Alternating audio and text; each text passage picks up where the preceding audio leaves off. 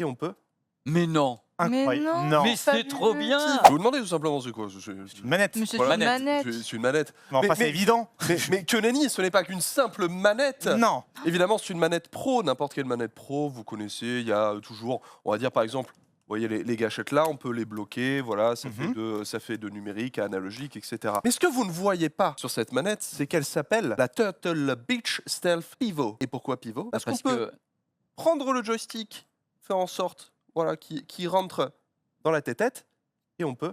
Mais non. Incroyable. non. Mais c'est trop bien. pivoter. Attends, oui, refais. oui. Waouh. Pour transformer cette manette en une manette, alors ça peut être un C'est une fight manette pour toi, en pad, ça plus, peut être, c'est voilà. oui, carrément, c'est complètement Parce que pensé. ça, c'est un jeu de layout combat. clairement jeu de combat. Évidemment, mais vous pouvez aussi, je sais pas, imaginons que vous vouliez, je sais pas, jouer un jeu un peu old school ou des trucs comme ça, avoir plus de boutons, façon, je sais pas, Mega Drive où il y avait ABC, il y avait 6, vous pouvez mixer les trucs. Et surtout, ce que j'aime beaucoup, finalement, c'est que avec cette solution, non seulement déjà on a deux manettes en une, mais en plus il y a le transport de la manette est facilité parce qu'on peut abaisser ces joysticks All Effect Ouais, qui c'est du coup bien. restent bloqués. Et vous le savez, si vous avez transporté des manettes, notamment en tournoi ou un truc comme ça, s'il y a bien le premier truc qui se bloque dans un sac et qui pète, Ah bah c'est clair. c'est le joystick. Ah ben. Voilà. Alors que là, ils sont bien protégés, ils sont bien resserrés à l'intérieur et il y a juste à les faire twister juste une fois et hop, ils ressortent. Ce n'est pas la seule particularité de cette manette, même si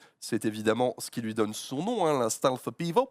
Vous avez, comme toujours, hein, quelque part maintenant, des pads qui sont personnalisables, mais vous avez également cet écran, alors je ne sais pas si on va bien le voir avec le reflet, je vais essayer de... Voilà, nickel. Vous avez cet écran qui non seulement vous permet de personnaliser du coup les touches supplémentaires, hein, mais également de voir les notifications de votre smartphone.